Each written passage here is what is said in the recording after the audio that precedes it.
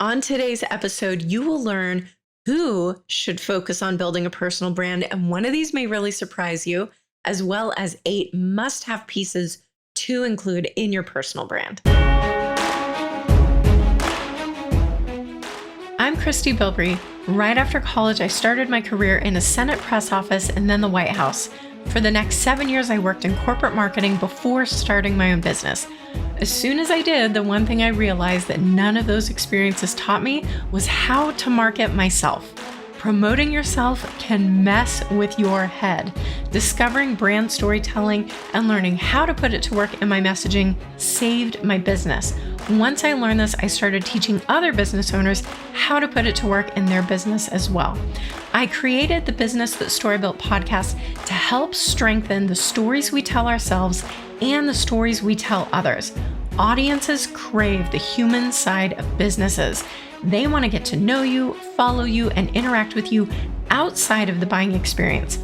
This can be intimidating to say the least. If you're ready to take your mindset and your messaging to the next level, then you're in the right place. Let's get started.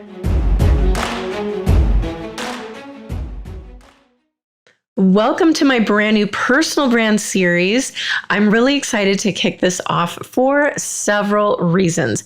This is something that I have really been wanting to do because I feel like there's a lot of content out there telling you you should tell your story, you should share what's unique about you, but not necessarily telling you how do you figure those things out? How do you know the way you should do it? How do you know what actually resonates with your audience? What if you think you know what's unique, but you actually have no idea and you need to uncover that?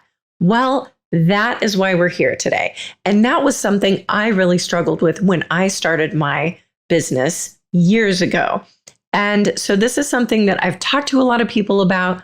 I know people struggle. A lot of people don't speak up because they feel stupid that this is something they should just innately know, and they don't. So they just shrink back and they don't share and they don't connect.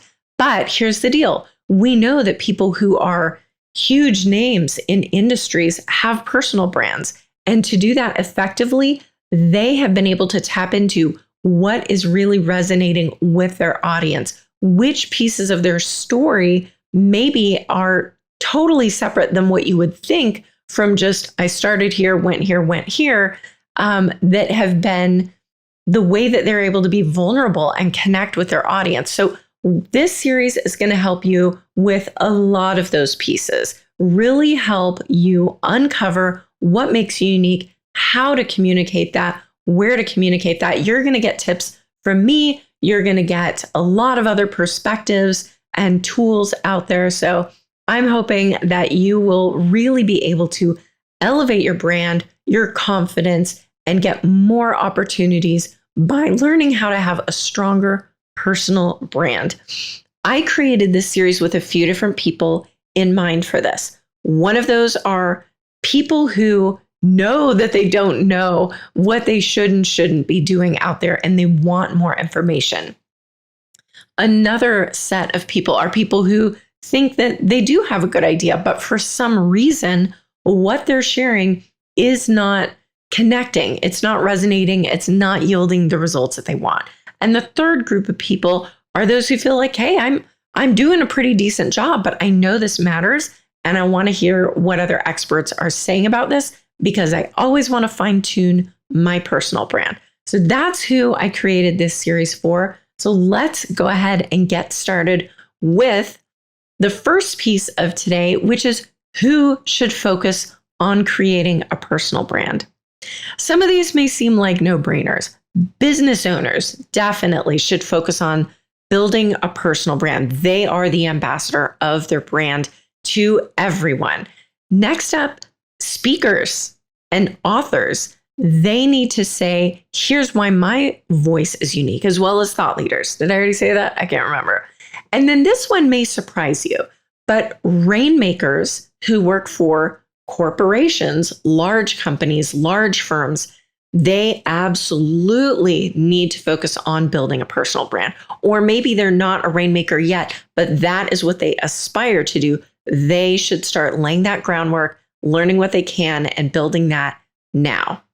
So that may bring up some weird feelings for you. If you're one of those people who work in a big company and think, wait a minute, doesn't that conflict with my corporate brand? Isn't that what I'm supposed to be promoting? Well, here's the thing.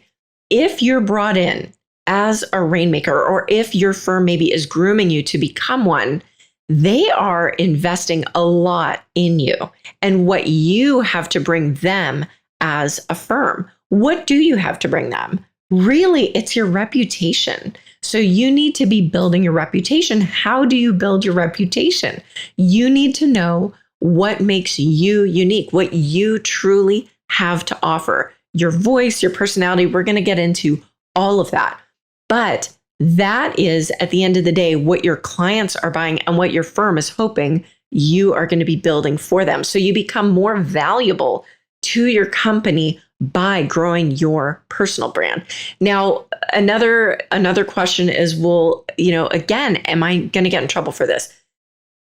You should be working for a company that shares your values. Now, it may not be 100%, but by and large, it should be pretty similar what you stand for, what you're all about, what you hope to do with your company. And if you're not in alignment, maybe it's time to look for a place where you are, because that's where you're going to thrive the best. But that is another conversation. So you really, and if you feel like, okay, I don't align with everything, find what you do align on and really start promoting those. So when I worked in the corporate world years ago, I worked in business development for a big law firm, one of the biggest law firms in the world.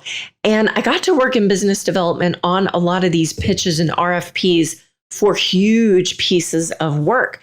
And I can tell you that despite working for a huge firm, at the end of the day, that's not what the person making the hiring decision focused on. They wanted to know who is on my team, who is the head of that team, because the buck stops there. And that is the person who is ultimately responsible for helping me solve my problem. The reason I'm willing to invest potentially millions of dollars into this company is because of who I'm working with. And if I don't know that person, I don't know their personality, I don't have a relationship with them, I don't know what their reputation is, I don't know the depth of their credibility, I'm going to be pretty skittish about signing off on that. I'd rather go with someone who is more of a known factor. So again, and it's not to say that what the firm or the company offers, the breadth and depth of the tools, the resources that they have, that absolutely helps bring them to the table. But what helps sign off on, yes, we want to choose you, is who that team lead is, who the rainmaker is. That matters. So if that's something that you haven't invested a lot of time, effort, and thought into developing, that will make you so much more valuable, so much more effective in your role. Okay, I'm going to move on from that. Those are the people who I think should be really focused on building a personal brand. Let's get into what you absolutely need to include in your personal brand and a little bit about each of those. There are 8 pieces we're going to talk about today. First up is expertise. And expertise is really, how good are you at what you do? This could be special abilities, skills, the types of knowledge that you have.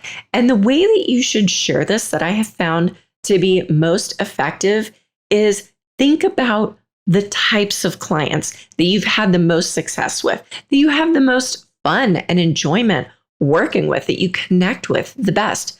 Those are the types of people and experiences that you should share about, because that's going to connect with other people who are in that same space. And then you should also think about, what are the topics in your area of expertise that you love, that you pay the closest attention to, that matter the most for your clients. That is what you should be speaking about. And that's what you should emphasize. So for me, because of my background working in professional services at a huge management consulting firm, at one of the biggest law firms, though I understand that industry, those people, I have experience there that I can speak to. So those are my people, right? Professional services and B2B companies.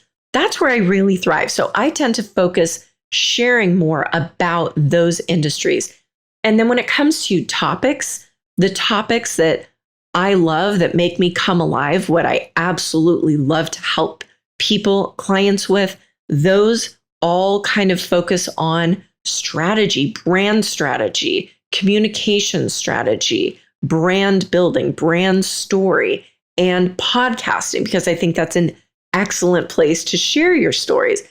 So those are the topics that I love to talk about. So figure out what that looks like for you, where you really shine in your expertise, and focus on those. Next up is experience. So experience is a little different from expertise because it's more about how long have you done what you do. But I don't recommend that you just share this merely from like a resume perspective. Story is the best way to share this. So when you're talking about marking your time in your industry, in what you do, share it through stories because you want to help people understand, appreciate, and enjoy your experience and what that means. They likely come from a different background. So you need to help them understand that in a way that's interesting. One of my clients that my firm is working with right now is a woman who has a lot of different pieces to her personal brand. So she is a lawyer. She is a true crime author. She is a TV journalist. She is a podcaster. So we want to help her have a really cohesive personal brand. And to help her share her experience on social media, we've worked on different types of posts, like what was it like the first time that you went into a jail cell to speak to a serial killer? Okay, because that's going to give people a really good idea of what it really means as a true crime author. What was it like to argue before the Supreme Court? All these different types of pieces. What did you feel? How was that experience? Walk us through that. What do you wish you would have known? What do people maybe think? But how does that match with the reality of it? So those help mark the time of her experience in interesting ways that can bring her audience in. So what are some of those for you? When you look at your experience and you're saying, okay, I spent this long doing this, how can you bring people behind the scenes? Those are great things to bring into your personal brand. Next up, and what ties into that, is stories and lessons learned. But I want to take a little bit different spin on this, because if you think about TED Talks, what do they share? Sometimes it has something to do with their professional experience. Sometimes it has to do with something from life experience. It could be a lesson that you learned when you went to your next door neighbor's house and heard their grandma or watched their grandma do something when you were 6 years old that impacted something about the way that you think, something about the way that you live. It shaped you. And they really tend to zero in on a single experience and the meaning and what that can have for their audience. So think in those terms, a really specific experience that impacted you that could also impact your audience, and just focus all in on that in those types of moments. Next up is personality. And honestly, this is the one that should be the easiest, but I feel like we overcomplicate this. We feel like we need to really think through our personality. And when we do, it doesn't come across as authentic, and it's going to lead to burnout. Because if you're always trying to show up as something that you aren't really, you're going to get sick of doing it. It's going to be really difficult, rather than just turning the camera on or getting in front of your keyboard, typing, writing, speaking, whatever it is. You want that to be natural, because if somebody connects with the way you present yourself and then they get on a discovery call with you and it's vastly different, that's going to bring a red flag. If somebody sees you out and about and you're totally different than who you are, that's going to feel disingenuous. So you want to just let go of what you think you should be doing and just show up as yourself. Now, if there are people you admire online or in your industry and you want to borrow maybe techniques, but don't try to adopt their persona. you are okay as you are. We're going to get into this with other guests throughout the series, but don't focus a lot on what should I do different about me. Just show up as you are. You don't need a fancy catchphrase. Years ago, I hired someone to help me with the ads to launch an online course. Well, she was inexperienced, and the person who taught her how this should look came from a theater background, was really funny. And so this person said, you have to be funny. And my ads weren't funny because that's not necessarily my personality. And so she made me feel horrible, and it totally shut me down. Like, well, people aren't going to buy from me because apparently people only buy from funny people. So whatever you're telling yourself in your head or from other people, just let go of that. You are fine as you are. Just show up as you are. All right, moving on. Number 5 is values. And while you can put together an exhaustive list, I just want you to focus on 2 to 3 that you feel are most important. How do you figure that out? I want you to think about what you do, why you do what you do. Why do you still do what you do? What have clients or colleagues mentioned that you have done, how you've poured into them, or the work that you've done? How has that been most meaningful? That could be personally, that could be professionally. How does that translate into a value? And so, a few of mine are caring, authentic, and practical. Those are different types of things, but I've already shared about why authenticity is really important to me. Caring, because I feel like I'm in a vulnerable space and I want my clients to know that I care about them, that they can open up about these things without judgment. And practical, because we don't just need more shoulds. We need to know, walk me through step by step. That's the feedback I've received. That's what I find most satisfying. So that's what I really try to throw out there in my brand. Next up, and this kind of ties into values, is purpose. So what do you hope to accomplish in your business or in the role that you have?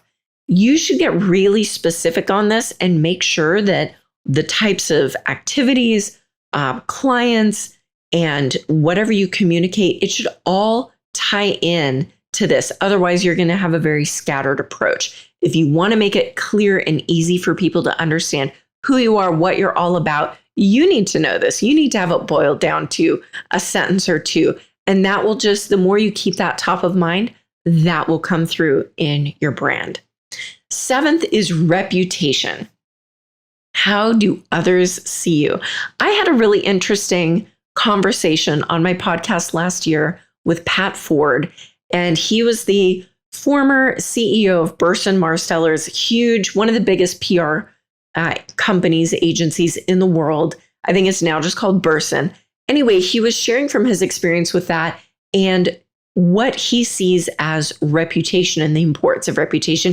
He gave this interesting analogy, and he said, imagine that reputation is like water that you are pouring into something.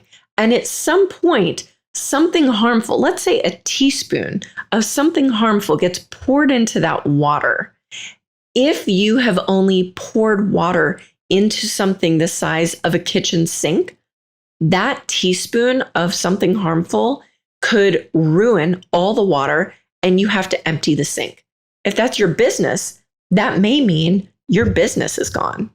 But let's say that the water that you're pouring into gets poured into and fills a reservoir, and then a teaspoon of something harmful is poured into that. Because you have spent the time sharing and communicating and pouring out goodwill, what you're doing with your community, what you're doing with clients, who you are, what you're all about, all those types of things build your reputation, accolades, successes. Those get poured in when you really devote the time consistently, constantly to pouring into that enough to fill a reservoir. You will be able to withstand someone who goes online who met you on the wrong day and you didn't feel like yourself and they leave you a bad review. Or let's face it, you're never going to please every single person. There are some people that you just can't make happy. So to combat that, you need to pour in enough that your audience is going to see that was an anomaly, or that was someone who really had no business working with you, or they cut you at an off time. You need to have enough goodwill, and that is your reputation. And that's really the heart of PR. So focusing on how you come across to others, and you are able to control that narrative a lot because we have so much available at our fingertips. We have social media. You can have email newsletters. You can network. You can do so many things to share who you are, what you're about, how that impacts the world and your clients for the better, that you just need to make sure that that is a priority. And you're thinking about, how am I doing that? How could I do that better? That should absolutely be a part of your personal brand. And the last that I want to focus on is successes and unique perspective. This is where if you have won awards, honors, if you have a unique perspective based on something you've done that you think a lot of others in your industry don't have, that could be really helpful in setting you apart in an elevated way. So what does that look like? I think honors and awards are pretty self-explanatory. The unique perspective for me, I started my career in the press office of my senator in Washington, D.C., Senator McCain. He was very high profile. I came in at a time right after he ran for president. So it was like the most high profile of the high profile times. And he was being as controversial as ever. So it was fascinating to dive in and get a perspective of how do you deal with that from a press perspective. And I went from there immediately to the White House. And this is shortly after September 11th. And you're dealing with communications that are going out to millions and hundreds of millions of all different types of people. And you really have to think about, how are you doing that? How is that being shared? How is that impacting them? So that had a pretty profound effect on the way that I view communications and brands and building reputations. So, talk through that with maybe some other people, because you might think you have a good idea of what that looks like, but there may be other people who can ask some questions that shed light on something you hadn't even considered. That's a whole other angle that could really be a game changer for your business and your brand. So just think through that, talk through that with someone. We have covered a lot here today, 8 different pieces that should be a part of your personal brand and who should really be building their personal brands. I hope this gives you more clarity on what's possible with personal brands, the depth that they really can convey to your audience and what they can do for you. And I hope this just gives you some inspiration to start, thinking about this, thinking about what are some of the ways that I have these pieces and can incorporate them more into what I do. And if you have questions, as always, reach out. I'd love to help you. This is one of my favorite topics. And I hope you will come back next time. We're going to be talking about 5 exercises to help you develop a personal brand that gets noticed. Thank you so much for listening. And until next time, this is The Business That Story Built. Now is the time to start your podcast. Let my team help you every step of the way. Podcasts offer what other marketing channels can't. Attention. 80% of podcast listeners listen to the entire episode, and more than 50% consider buying from brands they discover there. Big business is investing billions because of the incredible ROI. Start yours now to get more leads, opportunities, and strengthen your brand for years to come. Email hello@christybilbrey.com to find out if this is right for you.